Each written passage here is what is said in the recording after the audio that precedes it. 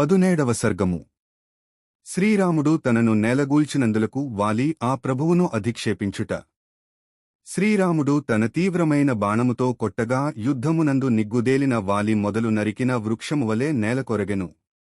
మేలిమి బంగారు ఆభరణములను ధరించిన వాలి త్రాళ్లు విప్పివేసిన ఇంద్రధ్వజమువలే అవయవములన్నీయును నేలకు తాకునట్లుగా పడిపోయెను. వానరులకు ప్రభువైన ఆ వాలి భూమిపై పడిపోవుటతో అతని రాజ్యము చంద్రుడులేని ఆకాశమువలె కడదప్పెను. ఆ మహాత్ముడు నేలపైబడినప్పటికినీ బలపరాక్రమములు, శోభ, ప్రాణములు అతని దేహమును విడిచిపెట్టలేదు. వజ్రములు పొదగబడిన ఇంద్రదత్తమగు ఆ బంగారుదండ వానరప్రభువు యొక్క ప్రాణములను, బలమును, తేజస్సును కాపాడెను. బంగారుమాలతో ఒప్పుచున్న మహావీరుడగు ఆ వాలి సంధ్యాసమయమునందలి ఎర్రని కాంతులతో కూడియున్న మేఘమువలే విలసిల్లుచుండెను. నేలపై పడియున్న వాలి యొక్క శోభ అతడు ధరించిన మాల, అతని దేహము, దానిపై నాటుకునియున్న బాణము అను 3 రూపములుగా విరాజిల్లుచున్నది. శ్రీరాముడు ప్రయోగించిన ఆ అస్త్రము స్వర్గమునకు దారిజూపునది. అట్టి ప్రభావముగల ఆసరము వీరుడైన వాలిని పరమపదమును పొందుటకు అర్హునిగాజేసెను. యుద్ధరంగమున పడియున్న ఆ వాలి తిన్నగా కన్నులు తెరచి చూచుచుండెను. అప్పుడు అతడు మంటలు ఆరిపోగా మిగిలియున్న అగ్నివలే ఒప్పుచుండెను. పుణ్యము క్షీణించిన పిమ్మట దివి నుండి భువికి జారిన యయాతి వలెను.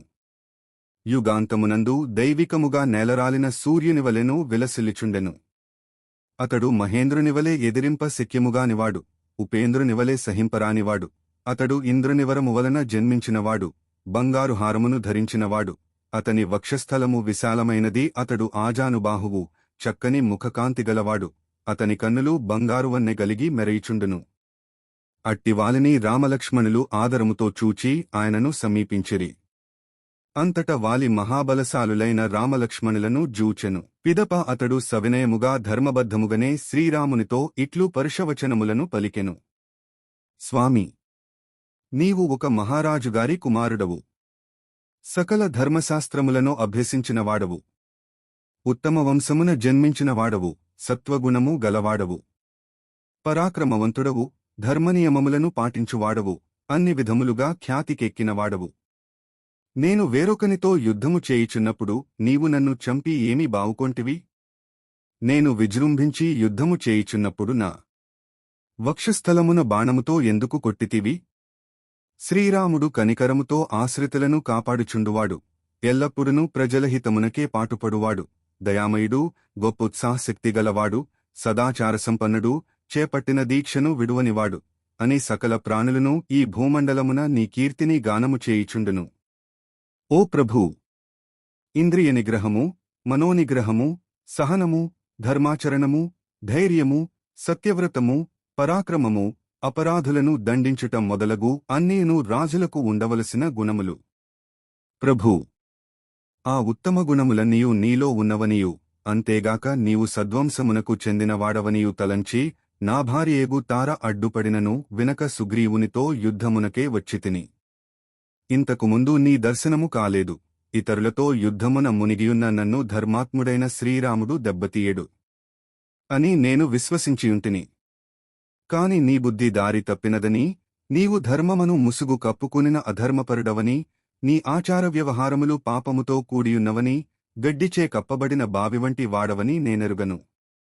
బూడిదలో దాగియున్న నిప్పువలె నీవు సత్పురుషుల వేషములో ఉన్న పాపాత్ముడవు, ధర్మమును అడ్డుపెట్టుకుని లోకమును మోసగించుచున్నవాడవు అనియు నేను ఇంతవరకును ఎరుగను.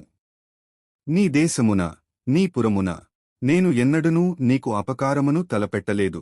నిన్ను అవమానపరచియు ఎరుగను. అట్టి నిరపరాధినైన నన్ను నీవు ఎందులకు చంపబూనితివి? నేను కాయకసరులను తినుచు వనములలో జీవించుచుండెడి వానరుడను. నిన్ను ఎదిరించి యుద్ధము చేసిన వాడను కాను. మరియొకరితో పోరాడుచున్నప్పుడు నీవు నన్ను ఎందులకు చంపబూనితివి? ఓ రాజా, నీవు ధర్మపరునివలే జటావల్కలముల వేషమును ధరించితివి. వాస్తవముగా నీవు అధర్మపరుడవు. క్షత్రియ వంశమున పుట్టినవాడు, వేదశాస్త్రములను అభ్యసించినవాడు, జ్ఞానియగుటచే సంశయములు లేనివాడు, ధర్మమార్గమును అవలంబించినవాడు ఎవడు ఇట్టి క్రూరమైన కర్మకు పాల్పడును?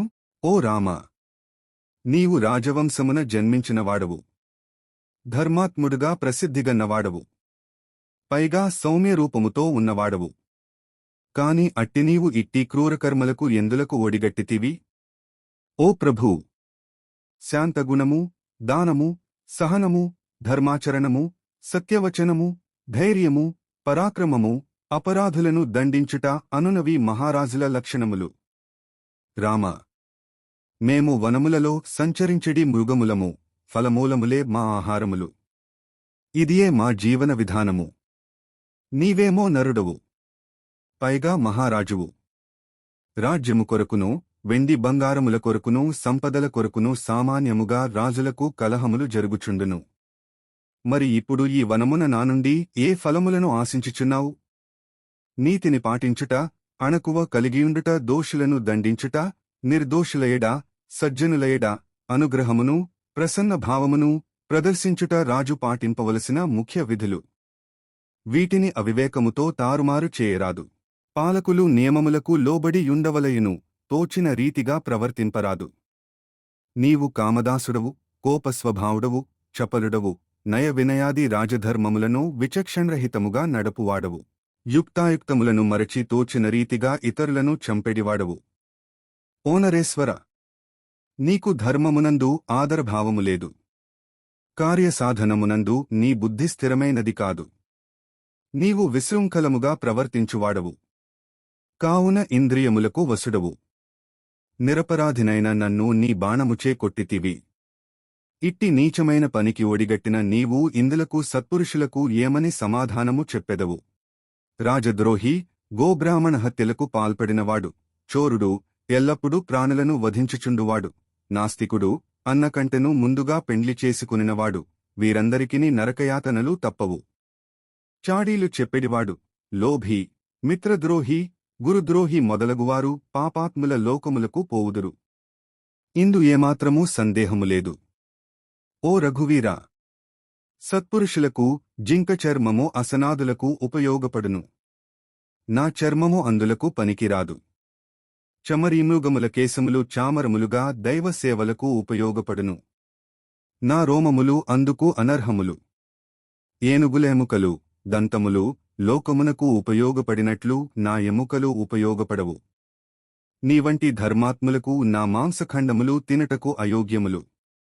ఏవైనా అనివార్య కారణముల వలన బ్రాహ్మణ క్షత్రియ వైశ్యులు మాంసాహారులైనచో వారికి పంచనఖ జంతువులో ముళ్లపంది, కుక్కలను చంపెడి వరాహము, ఉడుము, కుందేలు, తాబేలు అను 5 మాత్రమే భక్షింపదగినవి. ప్రాజ్ఞులు నా చర్మమునుగాని ఎముకలనుగాని తాకనే తాకరు. నేను 5 గోళ్ల జంతువునే అయినను నా మాంసపు ముక్కలు తినుటకు పనికిరావు. తినరానివి. ముందు చూపుగల సర్వజ్ఞురాలైన తారనాహితమును కోరుచు సత్యమును ఇప్పుడు యుద్ధమునకు వెళ్ళుటకు తగదు అని పలికినది. కాని ఆమె మాటలు కాదని లక్ష్యపెట్టక నా మూర్ఖత్వముచే ఆయువు మూడి విధివిలాసమున నేను ఇటు యుద్ధమునకు వచ్చితిని. కాకుత్స్థ! శీలవతియైన యువతికి ధూర్తుడైన పతి చేతిలో రక్షణ కరవైనట్లు నీవంటి రాజుయొక్క పాలనలో బడిన భూమి, రాజ్యము దిక్కులేనిదియగును. నీవు కపటివి. ఇతరులకు అపకారము చేయిచు జీవించువాడవు, నీచపు పనులను చేయువాడవు, నక్క వినయముగలవాడవు. ఇట్టి పాపాత్ముడవైన నీవు మహాత్ముడైన దశరథ మహారాజునకు కొడుకువై ఎట్లు పుట్టితివి? శ్రీరాముడు అనడి ఏనుగు సదాచారములనడి బంధములను త్రెంచివేసినది, సత్పురుషుల ధర్మమార్గమును విడిచిపెట్టినది, ధర్మమనడి అంకుశమును పారవేసినది. అట్టి ఏనుగు చేతిలో నేను హతుడనైతిని. నీవు చేసిన పని అనుచితమైనది, దీనిని సత్పురుషులు నిందింతురు. ఇది నీకు శ్రేయస్కరమూ కాదు. ఇట్టి అకృత్యమునకు పాల్పడిన నీవు సజ్జనుల మధ్య దీనిని ఎట్లు సమర్థించుకొందువు? ఓ రాజా! నిరపరాధులమైన మా వంటి వారియడ నీ పరాక్రమమును ప్రదర్శించితివి. ఇట్టి నీ పరాక్రమమును నీకు అపకారము చేసిన వారియడ చూపినట్లు మాత్రము నేను ఎరుగను. రాజకుమార! శక్తి సామర్థ్యములను ప్రకటించుటకు ఎదురుగా నిలిచి నీవు నాతో యుద్ధమునకు దిగియున్నచో మరుక్షణమే నా చేతిలో హతుడవై నీవు మృత్యువు కౌగిలిలో చేరి యుండెడివాడవు. రణరంగమున నన్ను ఎవ్వరునూ ఎదిరింపజాలరు. అట్టి నేను వేరొకనితో యుద్ధము చేయుచున్నప్పుడు మద్యపానము చేసి స్పృహదప్పిపడియున్న వానిని పాము కాటువేసినట్లు నీవు చాటున దాగియుండి నన్ను దెబ్బతీసితివి. సీతాదేవిని తీసుకునివచ్చుటకై నీవు సుగ్రీవుని ఆశ్రయించితివి. అతని తృప్తికై నీ బాణముతో నన్ను చావు దెబ్బ కొట్టితివి. అట్లుగాక ఆ దేవి కొరకై నీవు ముందుగా నన్నే కోరియుండవలసిది. అప్పుడు నేను ఆ సాధ్విని ఒక్కరోజులో తీసుకుని వచ్చి నీకు అప్పగించెడివాడను. అంతేగాదు రావణుని యుద్ధమున చావగొట్టి బంధించి అతనిని నీ ముందు ఉంచెడివాడను. రావణుడు సీతాదేవిని సముద్రజలములలోగాని పాతాళలోకమునగాని లేక మరెక్కడ దాచియించినను నీ ఆజ్ఞయైనచో మధుకైటబులు పాతాళమున దాచిన శ్వేతాశ్వతరీ రూపమునున్న వేదములను హయగ్రీవుడు తీసుకుని వచ్చినట్లుగా ఆ సాధ్విని తీసుకుని వచ్చి యుండెడివాడను. నేను మరణించిన పిమ్మట సుగ్రీవుడు కిష్కింధకు రాజు అగుట యుక్తమే, కాని యుద్ధమున నీవు నన్ను చంపిన తీరు మాత్రము పూర్తిగా అనుచితము. లోకమునందలి ప్రాణులు ఎప్పుడో ఒకప్పుడు మరణింపవలసిదే. ఇది సహజము, అనివార్యము. కావున నా మృతికై నేను దుఃఖించుటలేదు. కాని ఈ విధముగా నన్ను చంపుట ఉచితమని భావించినచో నీవు బాగుగా ఆలోచించి నాకు ప్రత్యుత్తరమిమ్ము. మిక్కిలి ప్రజ్ఞావంతుడైన వాలి రాముని బాణపు దెబ్బకు గాయపడినవాడై ఇట్లు పలికిన పిమ్మట నోరు ఎండిపోయి సూర్యకాంతులతో వెలుగొందుచున్న శ్రీరామునివైపు చూచుచూ మిన్నకుండెను. వాల్మీకి మహర్షి విరచితమై ఆదికావ్యమైన శ్రీమద్రామాయణమునందలి కిష్కింధాకాండమునందు ఇది 17వ సర్గము.